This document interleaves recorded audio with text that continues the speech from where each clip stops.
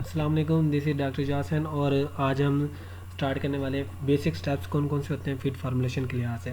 पिछली वीडियो में मैंने आपको जो डेमो दिया था और आज मैं आपको बेसिक एक सीरीज़ स्टार्ट करने वाला हूँ जिसमें आपको स्टेप्स बताऊँगा एक जो भी बिगनर हैं उनके लिए कि आप कैसे कैसे फीड फार्मूलेशन की शीट बना सकते हैं और खुद से आप ये कर सकते हैं। तो मैं स्टार्ट ले रहा हूँ पोल्ट्री फीड से कि पोल्ट्री फीड फार्मूलेशन वैसे अगर हम स्टार्ट करते हैं एज अ बिगनर तो वहाँ से थोड़ी सी ये आसान है डेयरी की निस्बत, क्योंकि उसमें फार्मूले थोड़े से मुश्किल हैं समझना। तो सबसे पहले आपको डेयरी के पोल्ट्री का आना चाहिए और पोल्ट्री भी बहुत वसी एक सब्जेक्ट फिर फार्मूलेशन है। इसमें भी आप अगर आप फार्मूलेशन में सीख जाते हैं तो आप बहुत कुछ कर सकते हैं।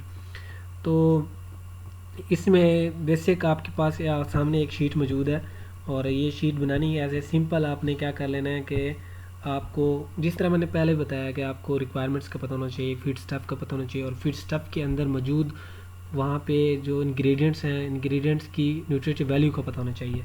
फीड फार्मूलेशन के 3 बेसिक स्टेप्स हैं। तो आज हम इनको समझने की कोशिश करें कि बनानी कैसे है। सबसे पहले आपने एक एक्सेल शीट खोल लेनी है और उसमें आपने जो पहली रो है, ठीक है, उसमें आपने ये सारी चीज़ें लिख देनी है। मतलब कि इंग्रेडिएंट्स के नेम, ये नीचे सारे नेम जा रहे हैं, ठीक है, और उसके अंदर जो न्यूट्रिटिव वैल्यू होती है, मिसाल के तौर पर ये CP उसमें कितनी है, ईथर एक्सट्रैक्ट कितना है, NFE कितनी है, CF कितना है, ME कितनी है, ये सारी की सारी चीज़ें यहाँ तक आपने लिख देनी है।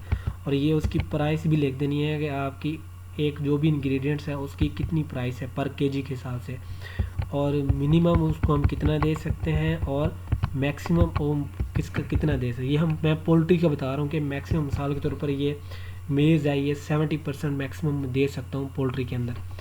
अच्छा, अब आप पूछोगे कि ये मैं वैल्यू कहाँ से लेके आया हूँ। बेसिकली आप ये और इसमें जो डिफरेंट कलर्स हैं, ठीक है, ये बेसिकली आप क्या कर सकते हैं कि कोई भी न्यूट्रिशन की बुक्स है आप वो खोलें और उसमें से जो भी इंग्रेडिएंट्स हैं उनके अंदर न्यूट्रिटिव वैल्यू मिल सकती है। ख़ास तौर पर आप GC बनर्जी जो न्यूट्रिशन की बुक है उसमें ज़्यादातर वैल्यू जो होती हैं वो वहाँ से आपको मिल जाएंगी। जो नहीं मिलती आप दूसरी सर्च कर सकते हैं। और जबकि इस तरह के फीड स्टोर जिसको बोलते हैं वो भी मौजूद होते हैं जहाँ से आप किसी भी इंग्रेडिएंट की जो न्यूट्रिटिव वैल्यू है आप देख सकते हैं। अब आपका पहला काम था कि ये सारे के सारे इंग्रेडिएंट लिख लिए जो भी आपको चाहिए होते हैं या जो भी जिसको मिला के आपने एक फीड बनाना है, ठीक है। उसके बाद आपने क्या करना है कि इसकी रिक्वायरमेंट्स का आपको पता होना चाहिए। जो रिक्वायरमेंट्स होती हैं पोल्ट्री में, अगर आप ब्रॉयलर की बना रहे हैं, लेयर की बना रहे हैं, स्टार्टर बना रहे हैं, ठीक है, तो उसके NARC के टेबल्स मौजूद हैं गूगल पे। तो आप उसके हिसाब से आपने CP कितनी चाहिए, आपको ME कितनी चाहिए, आपको CF कितना चाहिए, फास्फोरस, कैल्शियम, पोल्ट्री में लाइसिन, एसेंशियल अमीनो एसिड की ज़रूरत होती है तो आपने वो भी आपने लिख देना है, ठीक है। और टोटल जो आप अगला ये है पार्ट्स, ये पार्ट्स बड़ा इंपॉर्टेंट है इस पूरी शीट के अंदर। इसमें टोटल आपने तीसरे स्टेप में कर देना है कि इसको 100 कर देना है, क्योंकि आप टोटल जो फीड बना रहे हो 100 मतलब कि ऐसा सोच लो कि 100 kg बना रहे हैं, ठीक है। तो उस हिसाब से आपने पार्ट बनाने हैं पार्ट्स। अब यहाँ से आपने पार्ट सेलेक्ट करने हैं कि मतलब कि जो भी आपके पास इंग्रेडिएंट है उसका मतलब कि मिलेट है, मिलेट का आप कितने केजी यूज़ कर रहे हैं, 100 में से कितने परसेंट आप यूज़ कर रहे हैं। उसके बाद सोरगम है, सोरगम आप कितने परसेंट यूज़ कर रहे हैं आपने यहाँ लिखना है। मिसाल के तौर पर मैं लिख देता हूँ मिलेट में 5 kg यूज़ कर रहा हूँ, ठीक है, और सोरगम में यूज़ कर रहा हूँ ये 4 kg।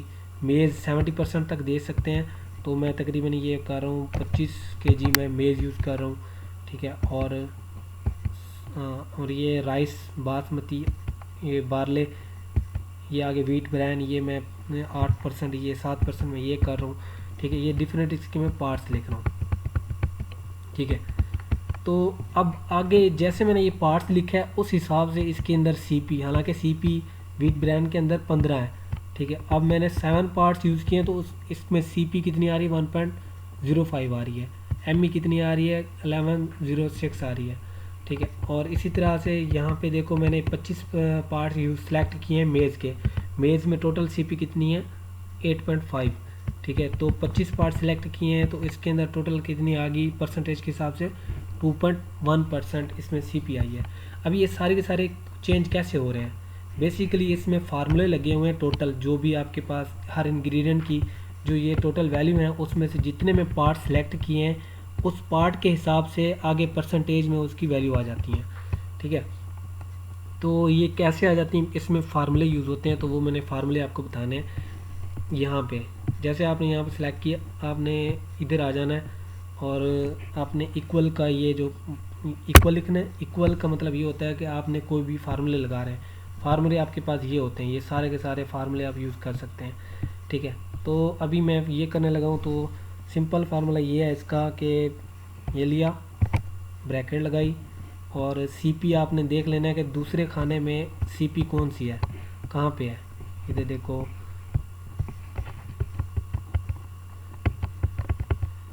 ये है सीपी, ये आ गई, सॉरी,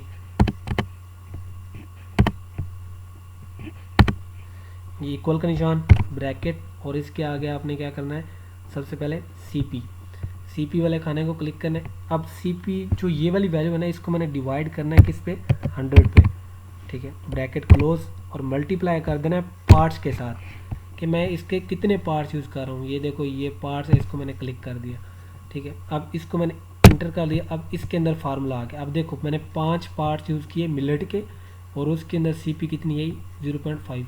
मतलब इस 5 पार्ट्स में 100 kg फीड के अंदर जो 5 किलो में मिलेट यूज़ कर रहा हूँ, उसके इतने % क्या आई है, सीपी आई है, इतने ग्राम सीपी आई है। अब मैंने एक जगह पे एक खाने के अंदर मैंने फार्मूला ये वाला लगा लिया, ठीक है। अब ये मैं पूरी रो में लगाना चाहता हूँ, ठीक है। तो क्या करूँगा, इसको मैंने यहाँ से ऐसे खींच के एंड तक, इसको मैंने क्या कर लेना है, सबको ऊपर क्लिक करके इंटर कर देना है। अब ये फार्मूला सारे के अंदर चला जाएगा। मिसाल के तौर पर अगर मैं यहाँ पे इसका पार्ट चेंज कर रहा हूँ, इसमें 5 करा रहा हूँ, ये देखो यहाँ पे भी सीपी आ गई। इसमें से मैं अगर 8 पार्ट यूज़ कर रहा हूँ, 7 पार्ट यूज़ कर रहा हूँ, इसकी भी सीपी आ गई। इसमें से मैं अगर 3 यूज़ कर रहा हूँ, इसकी भी सीपी आ गई। तो इस हिसाब से ये टोटल ये सीपी हर एक की बन जाएगी। अब मैं चाहता हूँ कि ये सीपी एम ई का भी मैं इसी तरह से फार्मूला लगा सकता हूँ। इस दूसरे खाने में लगा हुआ है, ठीक है, पहले खाने में नहीं लगा हुआ। एम ई का सिंपल सा फार्मूला आपने याद रखना है कि जो एम ई यहाँ पे मौजूद है, इसको मल्टीप्लाई कर देना है किसके साथ, पार्ट्स के साथ, तो आपकी ये टोटल एम ई आ जाएगी। मतलब कि यहाँ पे एम ई है ना, अब यहाँ पे मैं इसका फार्मूला लगाना चाहता हूँ, इक्वल का निशान लगा दिया, इसको मल्टीप्लाई कर दिया इस मिलेट की जो टोटल एनर्जी है, ठीक है, इसको मल्टीप्लाई कर देना पार्ट्स के साथ। ये पार्ट्स हैं, ठीक है। इसको मैंने इंटर कर दिया तो ये फार्मूला लग गया। नीचे फार्मूला लगा हुआ है, लेकिन अगर नीचे नहीं लगा हुआ तो मैं इसको क्या करूँगा, सब पे भी फार्मूला लगा सकता हूँ, ठीक है। ये लग गया, ठीक है। इसी तरह से सी एफ का फार्मूला भी इसी तरह है जिस तरह सी पी का फार्मूला है। सी एफ का फार्मूला जब सबसे पहले इक्वल का निशान, आपने ब्रैकेट डाल दी है। अब ये देखेंगे पीछे सी एफ कहाँ मौजूद है, पीछे सी एफ ये मौजूद है, ठीक है। इसको डिवाइड कर देना है किसके, 100 पे, ठीक है। ब्रैकेट क्लोज, मल्टीप्लाई कर देना है पार्ट्स के साथ। ये मेरे पास ये पार्ट्स है, ठीक है। ये फार्मूला पूरा हो गया, इसको मैंने क्या कर दिया, इंटर दबा दिया। अब ये इस खाने में इसमें लग गया फार्मूला, इसमें नहीं लगा, तो क्या करूँगा कि इसको नीचे करता जाऊँगा एंड तक, इधर करके इसको इंटर करूँगा तो ये सब के ऊपर फार्मूला लगे। ये देखो हर एक खाने के अंदर ये फार्मूला लगा हुआ है, ठीक है। और बाकी के अंदर भी सेम फार्मूला लगेगा जिस तरह ये है। और मैंने आगे ये लगाए हुए थे पहले कि ताकि वीडियो छोटी सी बने। और इसी तरह प्राइस की भी आपने टोटल जो ये वाला प्राइस वाला खाना है, इसको मल्टीप्लाई कर देना है किसके साथ, पार्ट्स के साथ, तो ये भी इसी तरह से एक प्राइस आ गया। अब हर इंग्रेडिएंट की एक अलग आपके पास आ गई वैल्यू, ठीक है। अब इसने आपने इसको क्या कर देना है, सम कर देना है, ठीक है। तो सम कैसे करेंगे, टोटल पे आ जाओ, ठीक है। यहाँ पे अब मैंने ये सारी की सारी सीपी सम करनी है, तो इसमें फार्मूला लगा दूंगा स्लैश ये, और ये देखो ये फार्मूले में जाऊंगा, ये इसको सम कर दूंगा। ये सम को आपने क्या करना है, Q1 से लेकर Q33 तक, ये वाली लाइन, ये यहाँ से यहाँ तक, इसको क्या करूँगा, इंटर करूँगा, ये सारा का सारा फार्मूला आ जाएगा मेरे पास। और ये देखो टोटल मेरी कितनी आ गई, 9 आ गई। अब आपने यहाँ याद रखना है कि आपके ने टोटल पार्ट्स ये वाले 100 करने हैं, ठीक है, और रिक्वायरमेंट्स के बराबर करने हैं। जिस तरह ये रिक्वायरमेंट्स, ये टोटल मेरे जो पार्ट्स सेलेक्ट किए हैं उसमें ये आ रही है, जबकि मेरी रिक्वायरमेंट कितनी है, 70